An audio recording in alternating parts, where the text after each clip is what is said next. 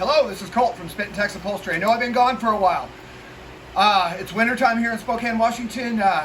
Lots of stuff to do around the house, and there's never a day of rest for an upholsterer that lives in the country. Anyway, so today we're going to show you about our tables. People have been asking about shop setup and whatnot.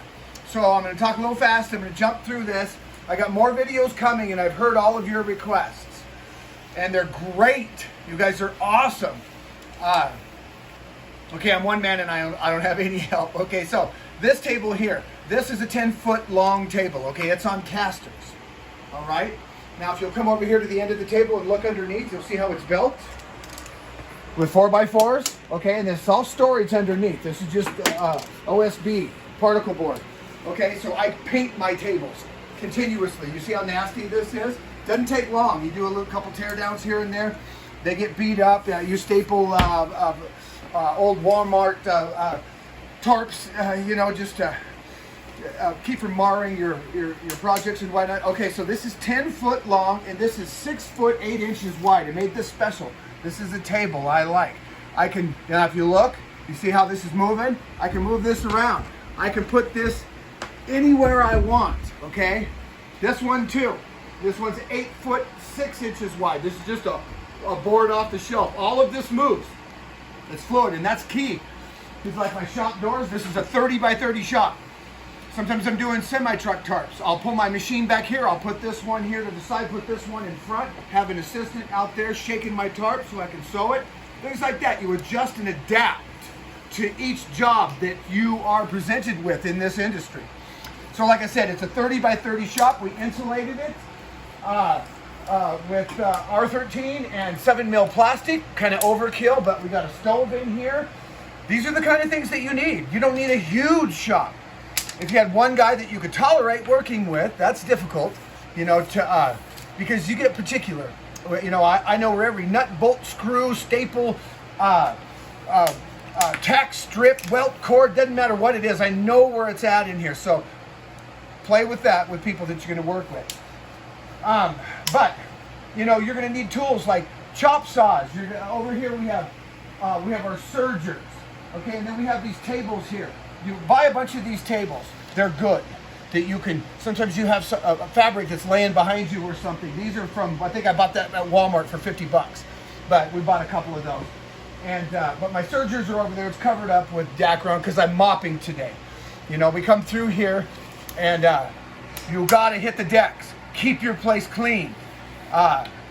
Just get into that habit because you'll be a better upholsterer, especially when you tear into a project and your stuff is just, bam, it's crisp, it's on point. You're ready to fight. And the artist will come out in you. So today, right now, and your machines, they're adjustable and they're on casters too. So you can move it around. I like this, what I have now. But that's the dimensions of my table. So I get this at Walmart. This is just, I like the blue sky. Mix it up real good. Dries in 2 hours. Wash your tables down real good. Okay?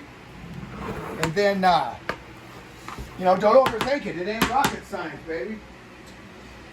You get out and you drop a little bit on your table. Okay? Set it somewhere where it's not going to get all over the place. Get your stuff going. You see how handsome that is? Your stuff gets dingy. Now when this is just actually a lot of this stuff's from Walmart.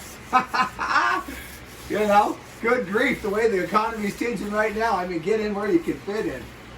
Nobody's doing us any favors, it seems like, especially the small businessman. I wish you all the best of luck. Keep swinging, stay close to Jesus, eat your vegetables,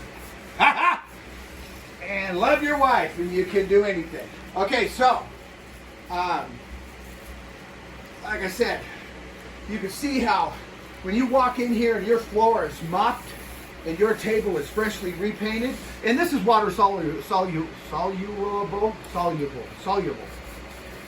weird word. Okay, yeah, this was $16 at Walmart. I like the color, the sky gray, because I paint my walls gray. And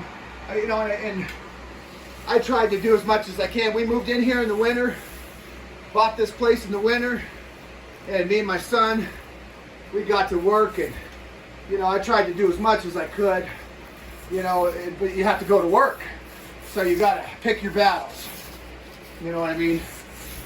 But so I'll get another couple coats of paint on the walls pretty soon, but for now, you know, you know. So, but your tables are imperative. They're just, you really got to get your tables. Always have these tables. I mean, look at that in comparison to this. You can see how dirty it is, and there we go. We're brand new again. Plus your customers that you do choose to come into your shop. Very few come here, you know. Big jobs. I like my place looking nice, so they know I got ethics. I got, you know, I'm a hard worker. I'm clean, and I care about what I do. It's a big deal. Okay, so we'll put a couple coats on, but for now, like I said, you know, you build these tables, you paint them up real good. You know, you'll see what I mean.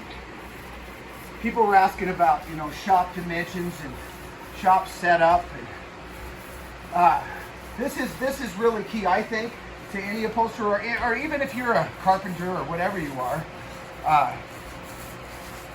Just keep your place looking good. I mean, what's 16 bucks or 20 bucks tops with tax or whatever, but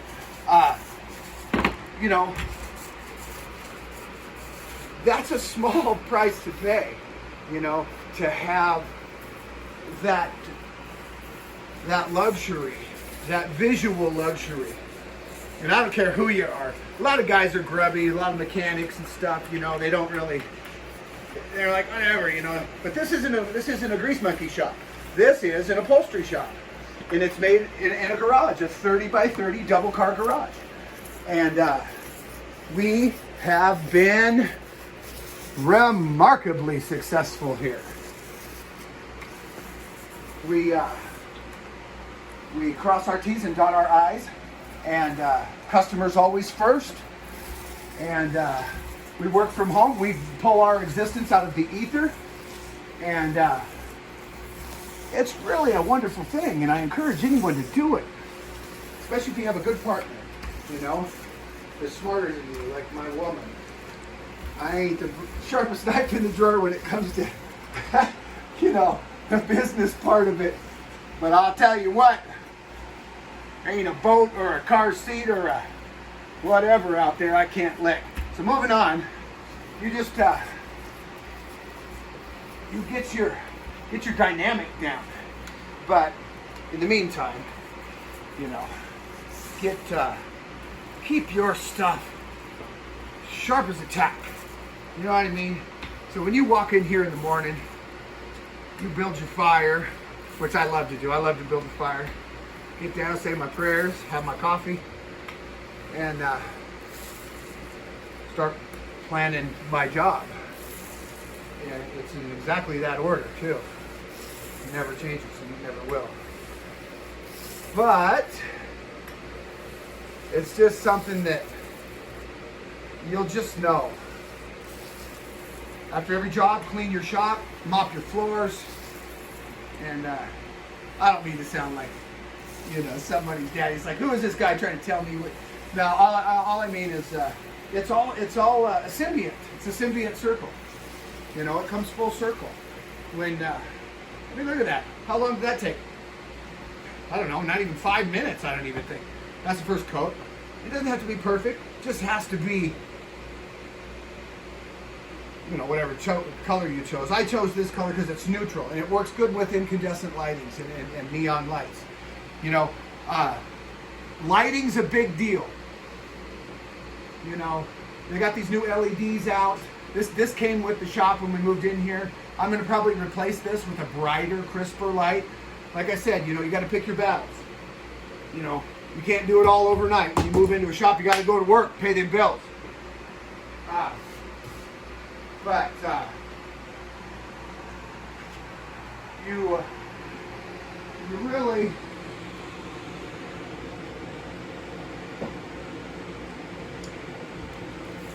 think about how your shop's laid out always.